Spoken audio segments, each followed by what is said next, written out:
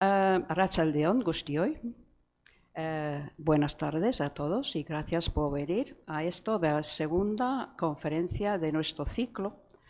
Estamos celebrando 30 años de la fundación de la Sociedad Landázuri. Entonces hemos organizado un ciclo de 10 conferencias que serán normalmente los miércoles. Pero tengo que decir que la semana que viene, el miércoles, es fiesta, es el 12 de octubre. Entonces, la conferencia será el día 11 y será impartida por Hugo García, que es historiador del arte, con el título de El patrimonio cultural, un valor para la ciudadanía. Entonces, hoy me toca presentar a David González, que es experto en agricultura regenerativa. Tiene un currículum interesante, pues es licenciado en Ciencias Químicas, es máster en Ciencias Agroambientales y Agroalimentarias y en la gestión de energías alternativas. Así que esperamos que hoy vamos a ilustrarnos sobre este tema del patrimonio medioambiental. David también es socio fundador de la cooperativa Sustrayak Habitat Design, y que trabajan en el diseño de sistemas agroalimentarios territorializados. Entonces, sin más, para David. Pues muchas gracias, Carol, y muchas gracias a la Sociedad Landázuri por la invitación y a todas y todas las personas que os habéis animado a venir esta tarde aquí para hablar un ratito de una cosa que me hace especial ilusión y que iremos desgranando a través de toda la tarde, que es una interpretación, yo creo que un poco curiosa en algunos aspectos, que seguramente nos sorprenda, de lo que es el paisaje agrario alavés. Como decía Carol, formo parte de Sustrayak Habitat Design, que somos una cooperativa pequeña dentro de la economía social y solidaria, que nos dedicamos al desarrollo de proyectos agroecológicos, por así decirlo, ¿no? O sea, ayudamos a hacer una transición hacia modelos que sean mucho más sostenibles, tratando también de que sean de modelos cooperativos y tratando de hacer frente a algunos de los retos que veremos a lo largo de esta conferencia que tienen nuestros sistemas agroalimentarios, ¿no? Nos encontramos en un momento, yo creo que complejo de la historia, y uno de los principales retos que tenemos para las próximas décadas es cómo transitar hacia modelos que sean un poco más sostenibles, y esto es a lo que nos dedicamos desde Sustrayak Habitat Design. Yo soy de Vizcaya y me vine a vivir a Álava como hace unos 15 años, 16 años aproximadamente. Yo soy de Ermua. Y claro, de haber crecido en un paisaje bastante monocorde, ¿no? En el sentido de que un paisaje pues dominado en lo vegetal por los monocultivos de coníferas, de pinos sobre todo, aunque también de eucaliptos en los últimos años. Pues claro, venirme a vivir a Álava fue de repente de descubrir muchos mundos nuevos, ¿no? Y encontrarme con unos paisajes tan ricos y tan diversos como los que tenemos en Álava. Y para mí lo primero fue descubrir el bosque, porque yo no conocía los bosques, o sea, solo conocía esos monocultivos de pinos y con todo lo que conllevan, ¿no? Son ecosistemas muy pobres a nivel de biodiversidad, y venir aquí y conocer toda esta diversidad de paisajes agrarios para mí fue un choque bastante grande, ¿no? Y empezó a despertarse mucho la curiosidad de cómo se habían conformado esos paisajes a lo largo de los siglos, entendía yo. Y ahora me estoy dando cuenta de que es algo que viene de mucho más atrás, ¿no? Y que podríamos hablar incluso de los últimos millones de años, que es la primera parte en la que me quiero centrar en esta conferencia. Y bueno, hay algunas cosas que creo que pueden resultar un poco chocantes de las cosas que voy a contar, pero que a mí me parecen interesantes y que voy descubriendo en los últimos años. Y quería empezar pues tratando de derribar algunos mitos, ¿no? Que los tenemos como bastante instalados dentro de nuestra sociedad, dentro de nuestra cultura, y yo creo que es interesante darles una vuelta, ¿no? O por lo menos una pensada. Y dentro de de los primeros, o el primer mito al que nos podemos enfrentar sería el mito del bosque. Por mito del bosque me refiero a que pues cada vez más pues toda la ciencia que estudia la paleoecología, es decir, cómo eran los ecosistemas antiguamente, pues nos está diciendo de que durante muchos millones de años lo que dominaba no era el bosque precisamente, sino que era un paisaje que podríamos decir de sabana, un paisaje mucho más abierto, ¿no? Seguro que todo el mundo tenemos en la cabeza la imagen de las sabanas africanas, ¿no? Que son estos paisajes que son muy abiertos, con la vegetación superior, los árboles muy abiertos, y que esta característica de paisajes abiertos pues los hace que sean muy productivos, es decir, producen mucha comida, y eso permite también que haya una gran biodiversidad, que haya una gran cantidad tanto de todas las comunidades vegetales como de los animales que viven en ellos, ¿no? Y en los últimos años están saliendo investigaciones interesantes en Estados Unidos, sobre todo, de cómo están descubriendo que hay paisajes también de sabana, sobre todo pues, en toda la zona más norte, en la zona de Nueva York, aunque también lo están encontrando en el estado de Nueva York, aunque también en la zona de Los Ángeles. Y son paisajes de sabanas de robles blancos, que ellos llaman, ¿no? Y son muy interesantes porque lo que dominan en el estrato superior son árboles muy productivos, como pueden ser pues, estos robles que producen bellota dulce, o nogales. Entonces, estos paisajes abiertos permiten esta gran producción de alimento para los animales, pero también permiten que haya otras zonas más arbustivas también de producción de alimento y un estrato inferior, que sería el de los pastos, que permite producir gran cantidad de comida y eso a su vez pues poder mantener grandes poblaciones de mamíferos, por ejemplo, ¿no? Grandes poblaciones de animales que se alimentan de toda esta gran productividad de los ecosistemas. Y son paisajes también que los están asociando mucho pues, a las culturas nativas de los Estados Unidos, es decir, de las culturas amerindias que se encontraban en Estados Unidos y que también tenían una función muy importante en el mantenimiento de estos paisajes abiertos para que sean tan productivos, ¿no? Utilizando una herramienta que nos puede resultar bastante polémica en estos momentos, como es el fuego. Y después explicaremos un poco pues, también cuál es esta función del fuego en todo esto, ¿no?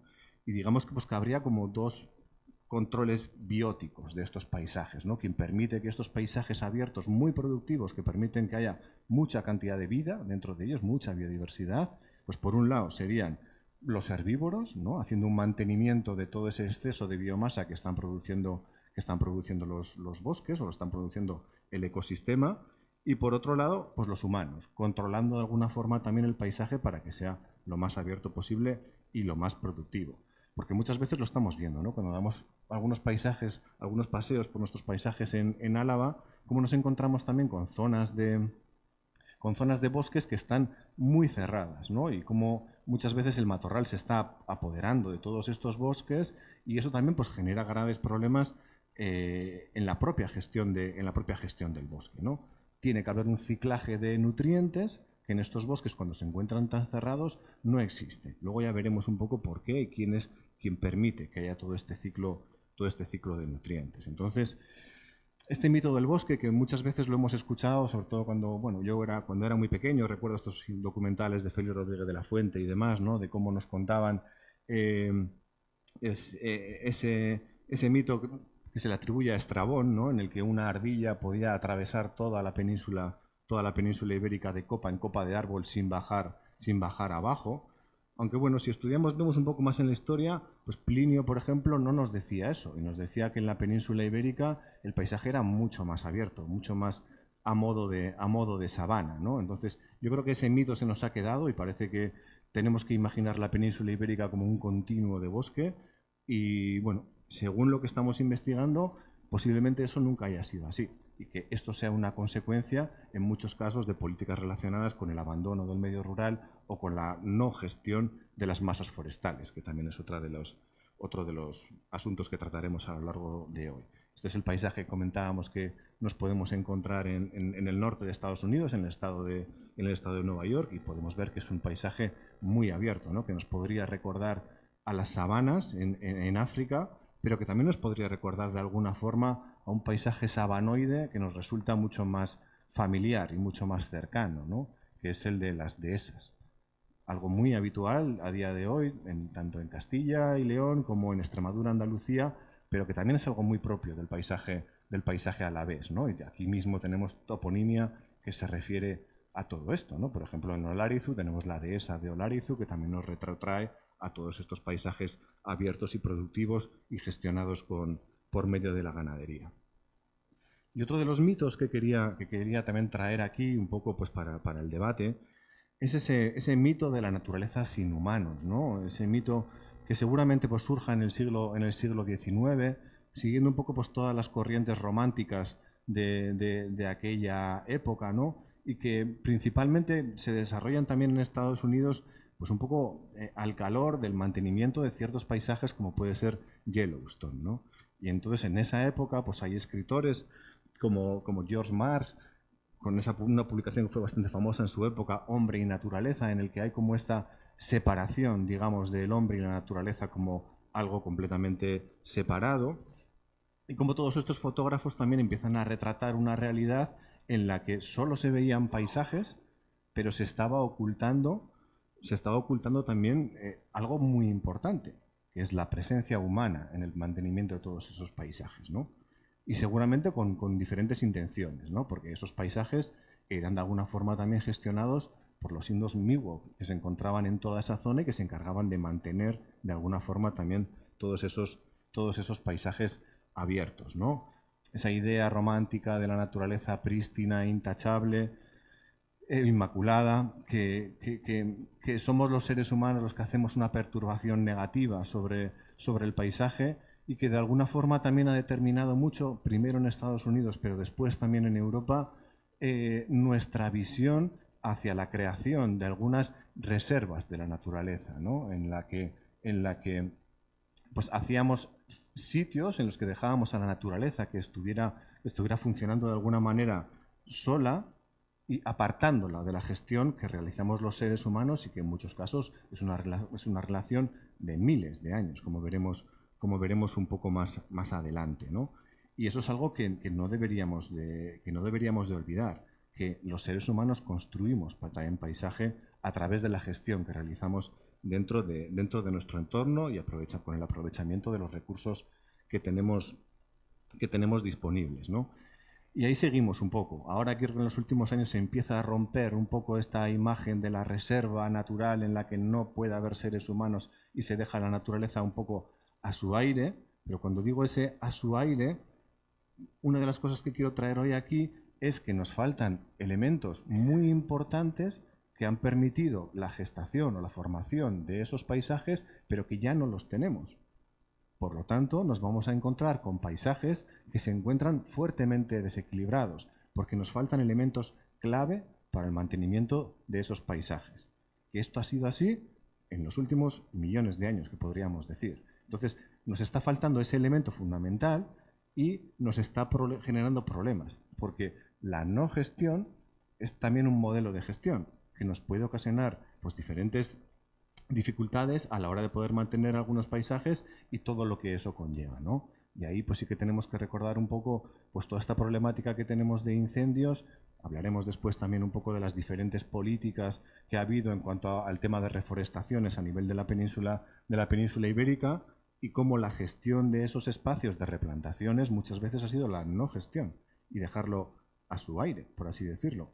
Claro, eso genera grandes cantidades de biomasa y esas cantidades de biomasa en las condiciones climáticas en las que nos encontramos pues puede resultar peligrosas, ¿no? Y eso pues puede afectar de alguna forma a todo esto. Entonces, ¿cómo eran los paisajes en el pasado? Pues voy a invitar a hacer un viaje a lo largo del tiempo y este paisaje que vemos ahí, en el que vemos pues diferente megafauna, ¿no? Podemos encontrar pues como hay elefantes o como hay diferentes tipos de cebras, de caballos o diferentes tipos de ungulados. Y esto, aunque nos pueda chocar, es un paisaje de Madrid, hace 20 millones de años. ¿Vale? Un paisaje en el Mioceno en el que nos encontrábamos con estos paisajes muy abiertos, nos recuerda a esto que hablábamos al principio, ¿no? De estos paisajes sabanoides, estos paisajes muy abiertos que generan gran cantidad de comida, y toda esa gran generación de alimento que producen y de biodiversidad también permite el sostenimiento de grandes manadas de herbívoros. Y estos herbívoros son la pieza clave que nos está faltando dentro de los ecosistemas. Por un lado, los grandes herbívoros, ¿no? Parte de toda esta megafauna extinta que ya no tenemos en nuestros territorios, que de alguna forma hacían todas las labores relacionadas con la herbivoría, es decir, con el control del exceso de producción de biomasa de estos ecosistemas, y para que no hubiera un exceso de herbivoría y destruyeran el propio ecosistema, que eso lo hemos visto muchas veces, ¿no? Como por ejemplo, pues cuando dejamos cabras abandonadas en un determinado lugar, como tienen un impacto muchas veces negativo sobre el propio ecosistema, aquí se generaba un equilibrio muy interesante con los depredadores que existían en ese momento, ¿no? Aquí podríamos hablar, o podríamos venirnos un poquito más atrás y decir que la vegetación que nos encontramos ahora mismo en nuestro territorio es la vegetación que tenemos en los últimos 2,5 millones de años, en toda la época que se conoce como el Pleistoceno. Toda esta vegetación que tenemos ahora ya existía hace 2,5 millones de años. Y era precisamente la presencia de toda esta megafauna la que permitía el mantenimiento y la generación de todos estos paisajes abiertos, muchas veces en mosaico incluso, y el mantenimiento en unas condiciones adecuadas para la generación de una máxima biodiversidad posible. Así, pues nos podíamos encontrar, incluso en Álava, pues toda esta megafauna, que parte de ellos ya están extintos, ¿no? Desde, pues, por ejemplo, especies como el alce, sobre todo en algunos momentos más durante las glaciaciones, pero también nos podíamos encontrar con diferentes tipos de ungulados, como el ciervo, que todavía lo tenemos aquí, el corzo, que todavía lo tenemos ahora, y otros muchos que ya no existen, como por ejemplo, pues nos encontramos o podemos ver la presencia del uro, que tampoco hace tanto tiempo que desapareció en Europa, o el bisonte, que ahora en diferentes lugares pues se está volviendo a reintroducir dentro de la península ibérica. Yo he leído como que el último por aquí que hay constancia escrita fue en la zona de la Sacana. Pero también nos encontramos con rinocerontes, o también teníamos elefantes con los colmillos rectos, y osos que también los teníamos, bueno, hasta hace bastante poco, ¿no? Y otras especies de equinos, como por ejemplo pueden ser los caballos salvajes, caballos Przewalski, etcétera, y los encebros, que los encebros también desaparecieron hace bastante poco de la península ibérica. Y todavía hay mucha toponimia que nos recuerda a la presencia del encebro dentro de la península ibérica. Yo creo que la toponimia más clara es Ocebreiro, en Galicia, por ejemplo, ¿no? Que nos resuena a todo este encebro que ya desapareció.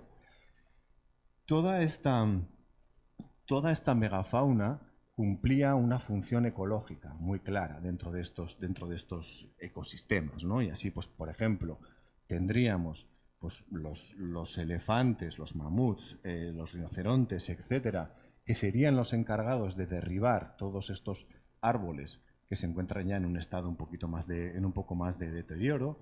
Tendríamos también los ramoneadores, como serían todos los ungulados, ciervos, corzos, etcétera, que estos lo que hacen es un control de toda esa vegetación y controlando por medio de ramoneo el exceso de biomasa. Y también tendríamos los pastadores, ¿no? Los que van manteniendo en equilibrio todos esos pastos. Y lo que comentaba antes, si solo tuviéramos todos estos herbívoros, este exceso de herbivoría podría degradar los ecosistemas hasta llevarlos a puntos que no son deseables. Pero se mantenía en equilibrio el ecosistema, pues por un lado, pues porque nos encontrábamos con la presencia de grandes depredadores también a lo largo de toda Europa y también en nuestro territorio aquí en Álava. De tal manera que hacían un equilibrio ecológico, que si existía un exceso de herbívoros, pues los depredadores lógicamente pues los controlaban hasta poder llegar a ciertos equilibrios. Entonces todos estos equilibrios dinámicos generaban un paisaje bastante abierto y muy productivo.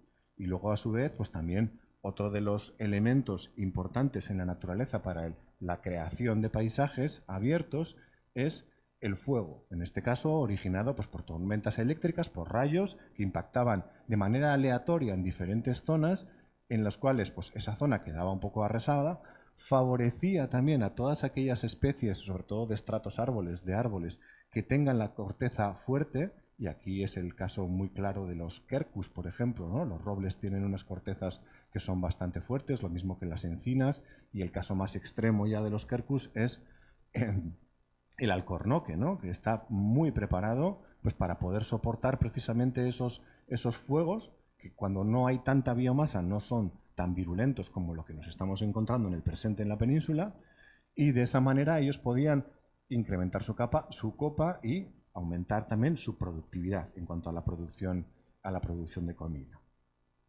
Entonces pues tendríamos este equilibrio entre lo que son herbívoros, mamíferos, carnívoros, perdón, y lo que es el fuego, generando todos estos paisajes abiertos.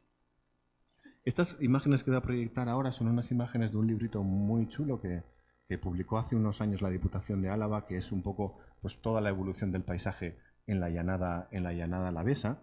Y esto es un paisaje que nos podíamos encontrar en la llanada hace 100.000 años, en la que podríamos ver este paisaje pues más o menos abierto, más o menos en mosaico, con algunas zonas un poco más cerradas, pero también con zonas abiertas que permitían, pues por medio de toda esta megafauna que teníamos en la llanada alavesa, mantener estos paisajes en este equilibrio que hablábamos y pues siendo de alguna manera muy productivos, ¿no? Sobre todo, esto nos encontraríamos en los periodos interglaciares, ¿no? En los que ya el clima pues sería un clima húmedo y con bosques caducifolios en los que predominan castaños, robles, avellanos, nogales, pinos, es decir, especies de gran aprovechamiento tanto para los animales como para los seres humanos. Y estos serían periodos durante la glaciación, ¿no? En el Pleistoceno ha habido periodos más templados y otros periodos mucho más fríos, y en esos periodos más fríos pues habría un retroceso de toda esta comunidad de frondosas y serían paisajes más esteparios y con menos vegetación superior, con menos árboles y mucho más pues, relacionado con coníferas, ¿no? Nos podríamos encontrar con pinos, nos podríamos encontrar con sabinas, etcétera, para pues bueno, llegar hasta este último punto, a esta última época en la que estamos, que es el Holoceno, hace unos 10.000 años aproximadamente, en el cual nuevamente el clima se suaviza y nuevamente pues, entran las frondosas. Claro, ¿qué diferencias nos podemos encontrar con respecto a lo que es el paisaje anterior? Pues que ya no disponemos de esa megafauna que teníamos antes, y en todo este proceso lo que va pasando en la llanada alavesa es que cada vez se va cerrando más el bosque con todos los problemas que eso puede generar, ¿no? Sobre todo a nivel de recirculación de nutrientes, ¿no? y de degradación de los estadios del bosque. Pero por el contrario, con la llegada de este buen clima, por así decirlo, pues los seres humanos, de ser cazadores-recolectores y vivir de algún modo en equilibrio dentro del ecosistema, pues desarrollamos la agricultura, ¿no? Y a partir de ese desarrollo de la agricultura empiezan a desarrollarse las civilizaciones también, y cómo los seres humanos empezamos a tener en la llanada alavesa un impacto mucho más fuerte sobre nuestros ecosistemas, ¿no? Porque necesitamos mucha más madera, etc.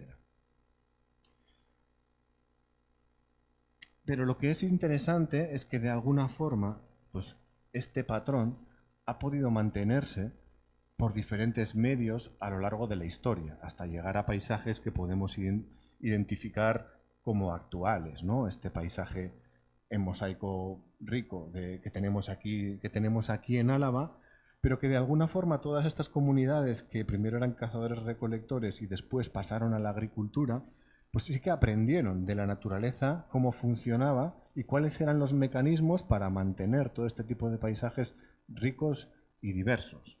Entonces, no teníamos megafauna, pero descubrimos que a través de la domesticación de alguna de esa megafauna, como es el ganado que tenemos actualmente, pues podíamos mantener de alguna forma buenos paisajes muy productivos y en unos equilibrios ecológicos que son más que interesantes, ¿no? Como esto que podemos ver en este paisaje, en el que hay un equilibrio interesante entre zonas abiertas, zonas de pastizal, zonas un poquito más cerradas, los aprovechamientos que habría en la parte superior, de la montaña. Entonces, pues bueno, de alguna forma esta megafauna pues la sustituimos por toda la ganadería que nos permitía mantener estos paisajes en un estado sano y en un estado adecuado, ¿no? Podríamos decir que habría como diferentes etapas, ¿no? Una etapa de cazadores-recolectores en la cual el ser humano éramos uno más dentro de las especies que convivíamos dentro de un ecosistema y que ahí manteníamos ciertos equilibrios. Después pasaríamos a los modelos tradicionales que de alguna forma todavía siguen existiendo dentro de los paisajes alaveses, y podríamos decir que son culturas solares, ¿no? Culturas solares me refiero a que en base a la fotosíntesis obteníamos la biomasa a través de la cual pues utilizábamos pues toda la energía que nosotros podíamos necesitar pues para calentarnos, para hacer nuestra comida, etcétera, ¿no? Y ahí pues todavía se mantuvo durante mucho tiempo pues un equilibrio, en algunos sitios un equilibrio muy interesante, en otros sitios pues por el exceso de población, por ejemplo, se rompieron un poco de alguna forma todos estos equilibrios hasta pasar a el siguiente estadio, que podríamos definirlo a partir de la revolución industrial, ¿no? En el que empezamos a utilizar los combustibles fósiles y de repente encontramos una tecnología que nos permite tener una enorme cantidad de energía y entonces ya de alguna forma nos desacoplamos de nuestro territorio y empezamos a utilizar mucha más energía y muchos más recursos que los propios que nos podía dar nuestro territorio, ¿no? Nos vamos a quedar en esta segunda etapa, que digamos que serían pues todos los sistemas tradicionales de agricultura y de ganadería, que todos ellos estaban fundamentados, estos sistemas de gestión local estaban regulados por principios agroecológicos, ¿no? A nadie más que a las personas que vivían en el propio entorno les interesaba el mantenimiento o la sostenibilidad de los recursos que nos encontrábamos en el propio medio. Por lo tanto, teníamos que ser muy conscientes de qué recursos teníamos, de qué tasa de recuperación tenían todos esos recursos que consumíamos y cuánto podíamos utilizarlo, ¿no? Y además el mantenimiento del paisaje siempre era a través de la generación de pequeñas economías locales que hacían que este modelo de mantenimiento fuera viable. Vale. Esta es una de las críticas que nosotros hacemos a todo este modelo de los parques naturales en los que los seres humanos parece que tienen que estar completamente separados de la gestión de ese propio territorio, ¿no? Porque estos paisajes tan chulos que vemos de Álava pues han sido esculpidos a diente de ganadería, pero también con la gestión de las personas que han hecho un uso muy adecuado de los pastos, de los bosques, etcétera, ¿no? Entonces, bueno, tenemos grandes ejemplos de cómo desarrollar culturas que son capaces de desarrollar economías basadas en los recursos y en el mantenimiento de los recursos que nos dan los propios ecosistemas. Y eso es algo que nos parece importante.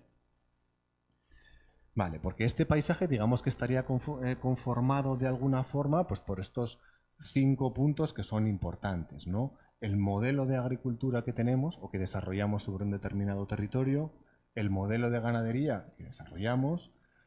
Pensemos también la importancia de la ganadería, que eso siempre ha sido fundamental, porque quien permite cerrar los ciclos de fertilidad en los ecosistemas o en los agroecosistemas, que serían los ecosistemas de los seres humanos, es la ganadería. Hasta que no llega el siglo XIX, finales del XIX, y empezamos a utilizar, el siglo XX, fertilizantes químicos de síntesis, la ganadería era absolutamente fundamental. Por un lado nos mantenía paisaje y por otro lado nos aportaba la fertilidad, ¿no? Entonces en estas economías tradicionales pues teníamos que buscar un equilibrio entre lo que son cultivos para los humanos, de los cuales nos alimentábamos, los pastos para sostener una cabaña ganadera que nos pudiera fertilizar los campos de cultivo, y luego pues una gestión adecuada forestal pues para desde la producción de muebles a diferentes tipos de utensilios a la obtención de biomasa para calentarnos y producir alimentos, etcétera. Entonces buscábamos ese equilibrio, ¿no? a lo largo del tiempo y de manera que no perjudicara nuestro propio nuestro propio territorio, ¿no? Y claro, desde el momento, como decíamos antes, que empezamos a utilizar los combustibles fósiles, es cuando rompemos todo este metabolismo que se daba a nivel del territorio, ¿no? Y esto es cuando empieza a quedarse roto, ¿no? Entonces, por un lado, es importante saber cuál es el tipo de metabolismo que estamos desarrollando sobre un paisaje, es decir, cómo son los flujos de materia y energía que estamos impactando sobre ese territorio, porque eso va a determinar su paisaje, ¿no? Este es su huella visible, es decir, el paisaje sería la huella visible del metabolismo que tenemos como sociedad, ¿no? Y ahí, pues en mi caso original, pensemos en Vizcaya, claro, ¿cuál es el metabolismo? Es un metabolismo absolutamente industrial. Y ese metabolismo industrial se lleva incluso a los montes, ¿vale? En el que hablamos de una gestión forestal industrial de los propios montes, ¿no? Para el desarrollo industrial, pues, de Vizcaya, en mi caso. Pero nos encontramos con una particularidad muy alavesa que determina también mucho por qué tenemos un paisaje tan diferente. Y si nos fijamos, os invito a que la próxima vez que hagamos pues un trayecto, pues no sé, de Bilbao a Vitoria o de Vitoria a Donosti, de fijarnos justo cómo en la Muga, justo en el límite, nos encontramos una clara diferenciación del paisaje, ¿no? Justo cuando abandonamos Vizcaya dejamos de ver ese monocultivo industrial de pinos para de repente ver un paisaje completamente diferente. Mucho más abierto, mucho más diverso, mucho más rico. ¿Y a qué es debido eso? Pues a que en Álava se ha podido mantener una herramienta muy interesante para mantener paisajes agrarios sostenibles en el tiempo, que son los comunales. El comunal como la gran herramienta de gestión del paisaje que en Álava se ha conseguido mantener.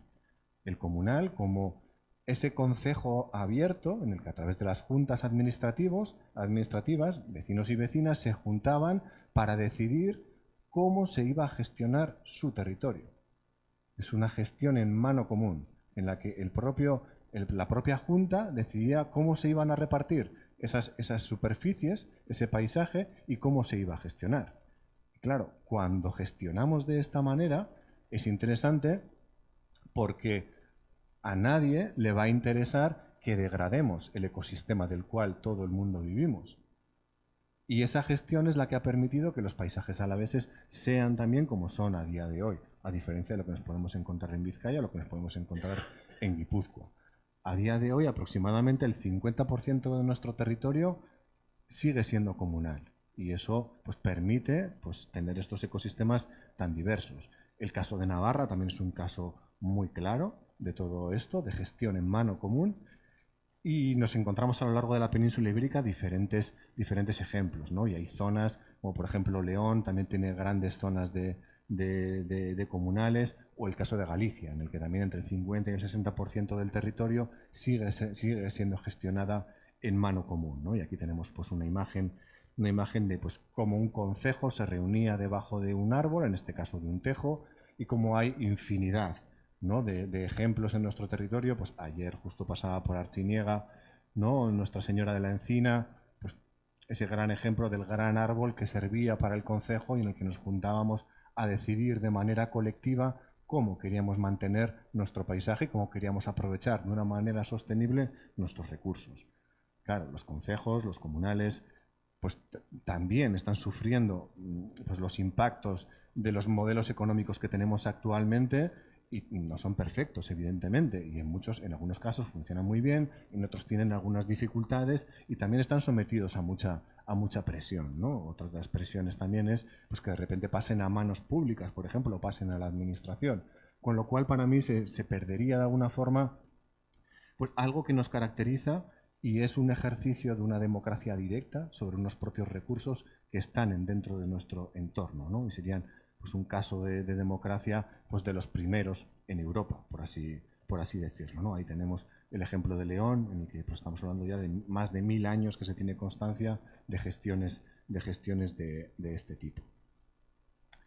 con esquemas un poco de esta manera, ¿no? En el que en el núcleo nos encontraríamos con la aldea, las casas y las cuadras, alrededor de ello nos encontraríamos todas las zonas de producción hortícola, alrededor los prados y las tierras de labor, para pasar al monte bajo y pastos de entretiempo e invierno, monte alto, hayedos, encinares, castaños más adhesados y en las zonas superiores majadas, cabañas y pastos para el verano, ¿no? O sea, este esquema se repite tanto en la geografía alavesa como en muchos lugares de la península ibérica, ¿no? Y que viene un poco de todos estos modelos tradicionales de gestión. Claro, ¿qué es lo que pasa cuando de repente ya no estamos haciendo una gestión adecuada de nuestros recursos, de nuestros montes, no metemos la ganadería de una manera adecuada? Y adecuada ya veremos un poco también qué es lo que significa esto.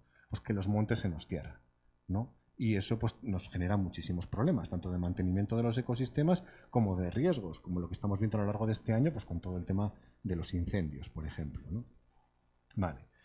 ¿Y cuánto de vulnerable es nuestro territorio? ¿Cuánto de vulnerable es el territorio alavés? Pues bueno, este es un estudio en el que pudimos participar, que nos encargó el Gobierno vasco, en el que, bueno, para el desarrollo del plan territorial parcial del área funcional de Álava Central, y hacíamos un estudio del metabolismo de la llanada alavesa, por así decirlo, y veíamos que como consecuencia de los modelos actuales, de los modelos intensivos, tanto de agricultura y de ganadería que tenemos, estamos absolutamente desbordados, es decir, estamos fuera de los límites de sostenibilidad que permiten el mantenimiento de nuestro propio territorio. Si nos encontramos que estamos un 500% por encima de emisiones de CO2 con respecto a lo que podría secuestrar o almacenar nuestro propio territorio, 600% de exceso de fósforo dentro de nuestro territorio, un 400% en el caso de nitrógeno, etcétera, ¿no? Y esto lo que nos indica es que estamos desarrollando prácticas agrarias y ganaderas en estos momentos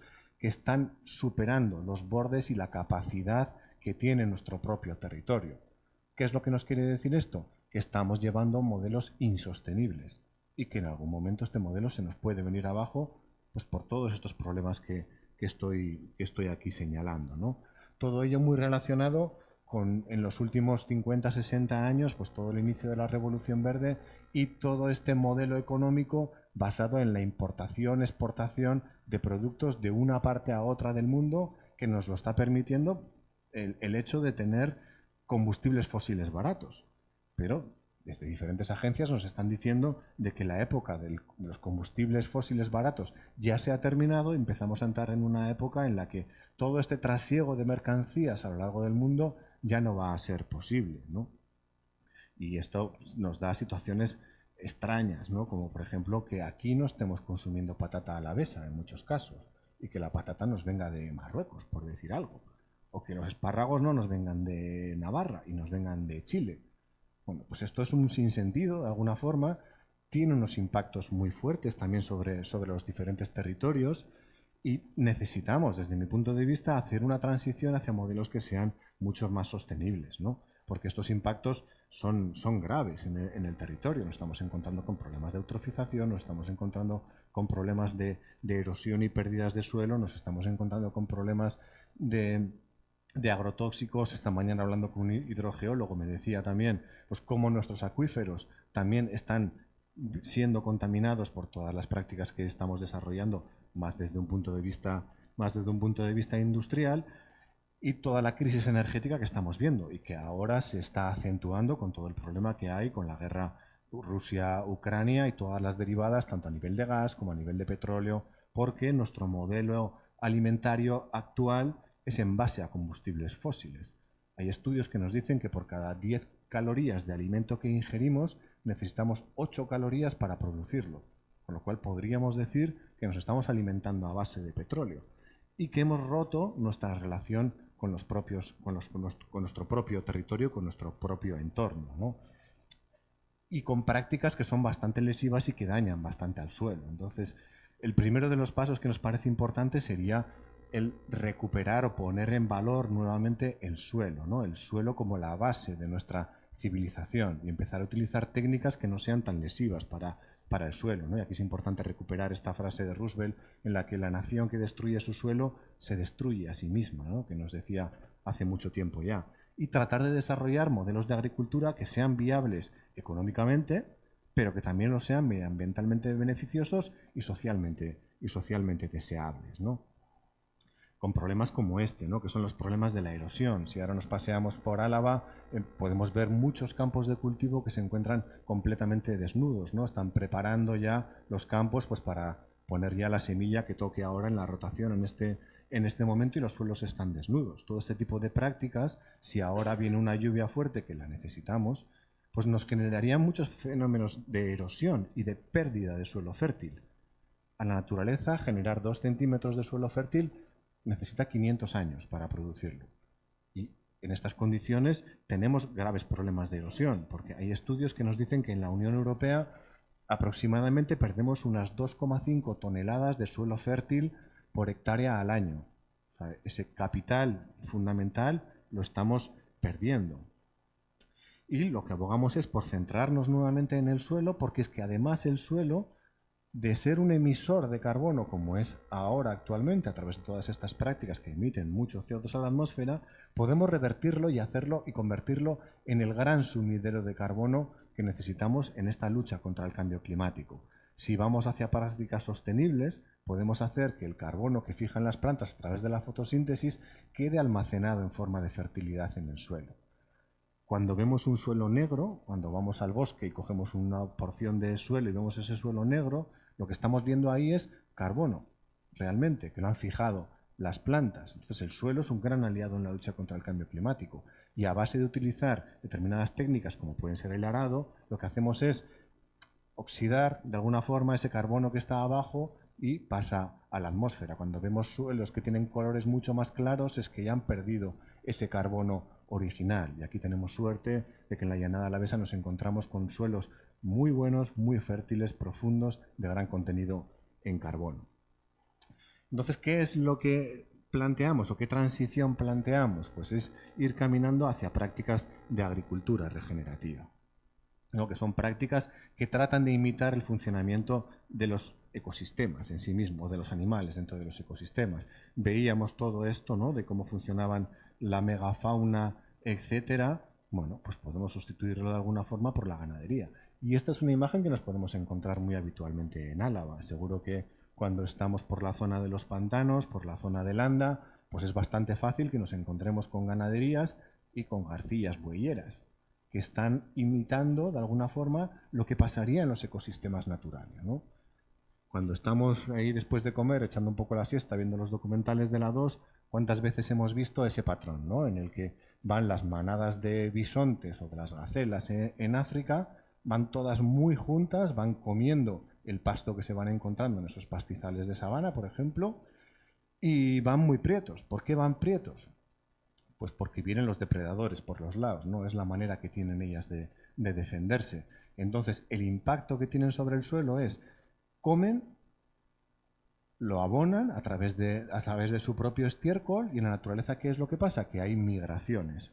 Entonces, en esa zona hay una carga animal puntual muy grande y luego un tiempo de reposo grande también, para que cuando vuelvan los animales en la migración de vuelta se encuentren en un pasto que esté en unas condiciones óptimas para poder ser consumido.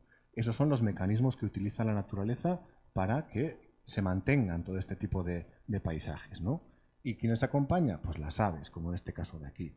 ¿Qué es lo que hacen las aves? Pues las aves lo que hacen es que las moscas que están por allá depositan ahí los huevos. Entonces esas larvas que salen de los huevos son proteína muy rica para todas las aves, y ellas pues con sus patas pues van esparciendo todo ese estiércol, con lo cual están abonando todo ese campo, ¿no?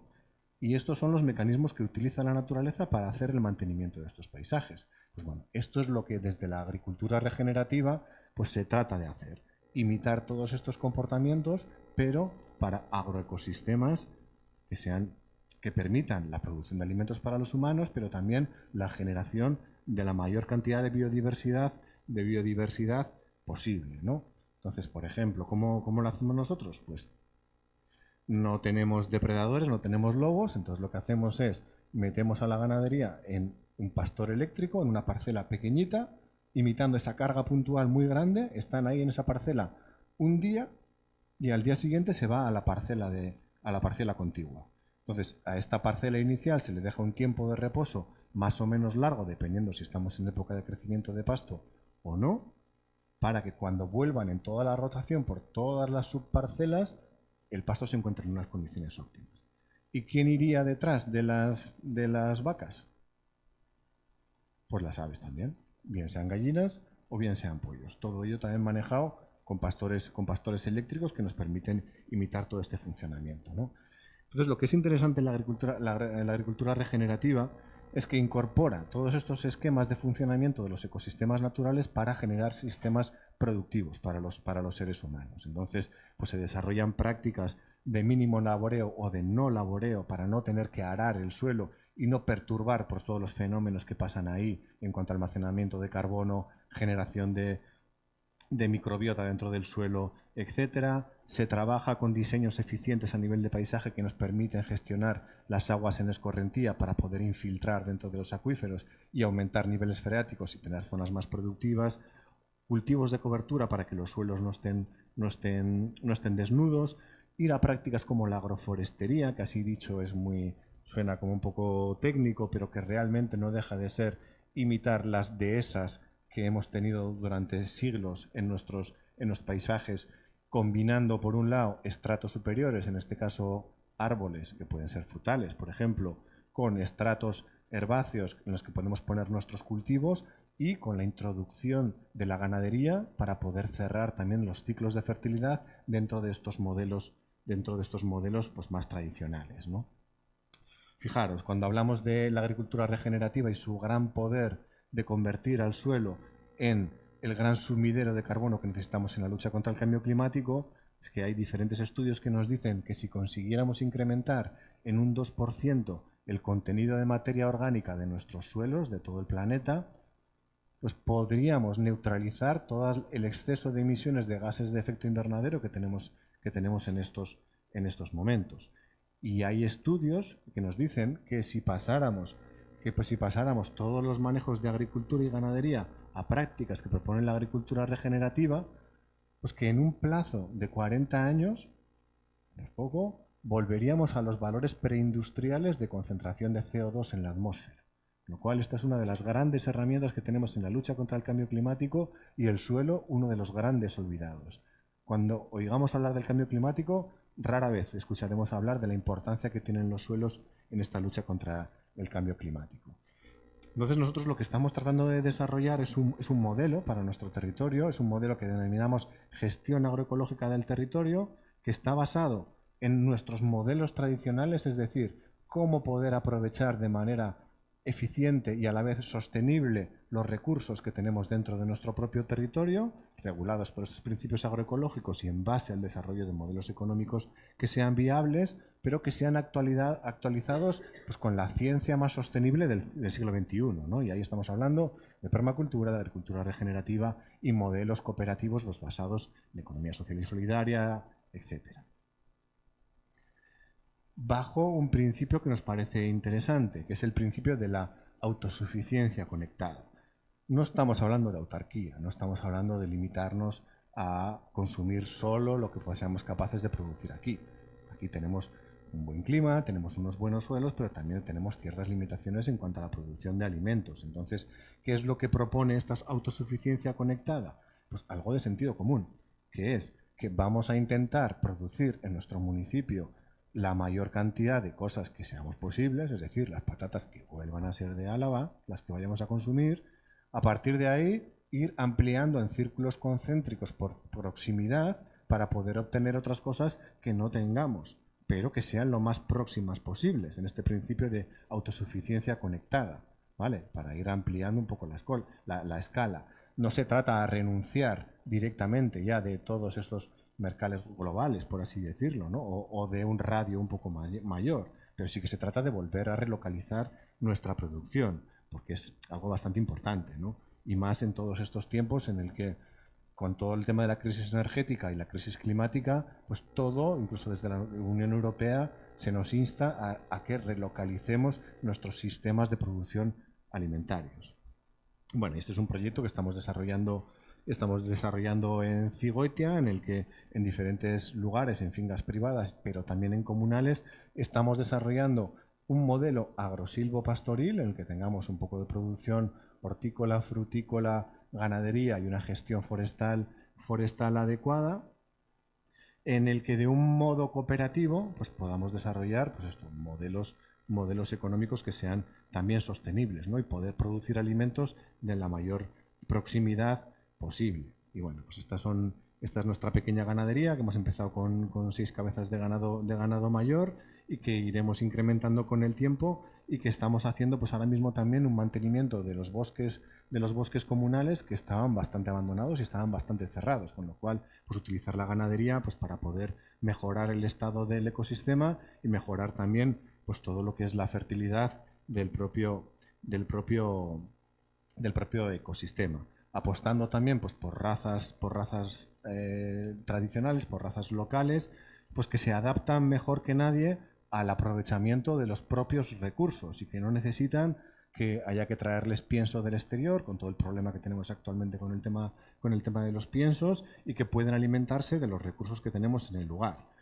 Este año hemos tenido grandes dificultades por la tremenda sequía que estamos teniendo en Álava a lo largo de todo el verano, pero la rusticidad de estas vacas nos están permitiendo poder mantenerlas con los pastos que tenemos, y ahora que ya estábamos un poco justos de pastos, poderlos meter en la zona de bosque para hacer limpieza y hacer un aprovechamiento también de las masas forestales.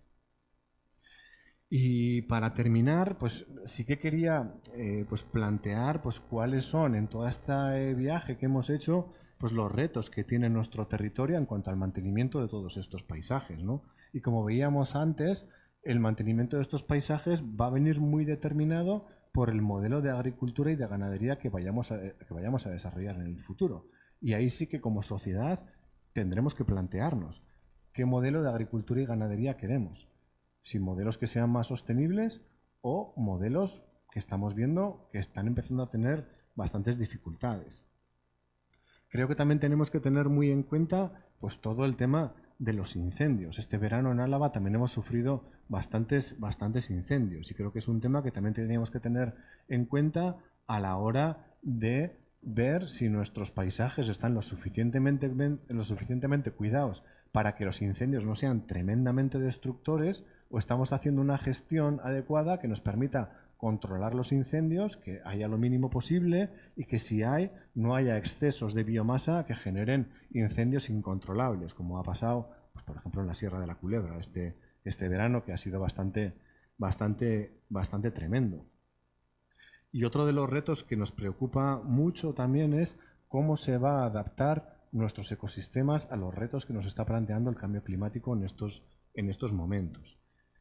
En el año 2011, el CSIC publicó un estudio de cómo iba a evolucionar los ecosistemas en la península ibérica, introduciendo los 4 escenarios que plantea el IPCC, los expertos del cambio climático, y en función de ellos ver cómo evolucionaría. Pues bueno, actualmente estamos siguiendo la senda del peor de los escenarios que nos plantea el IPCC, y si seguimos por esa senda, este estudio del CSIC lo que nos decía es que en un plazo de tiempo muy corto va a haber unos cambios muy fuertes en nuestra vegetación, en nuestro propio territorio. Y así nos hablaban de que en un plazo de 40-50 años podríamos ver desaparecer las hayas de nuestro territorio. Entonces también tenemos que pensar cómo queremos las masas forestales en nuestro territorio y qué especies son las que más se pueden adaptar a todos estos cambios que ya nos vienen obligados, y que este verano yo creo que es un punto de inflexión claro para darnos cuenta de que eso que hablábamos del cambio climático, de que es algo que lo verán nuestros hijos o nuestros nietos, pues igual ya lo estamos empezando a ver, o por lo menos los primeros indicios fuertes. Así que, bueno, me estás agolado. Aquí lo quería dejar, sí que me apetecía pues darle un ratito para que podamos charlar un poco de todas estas cosas, y nada, pues agradecer vuestra presencia.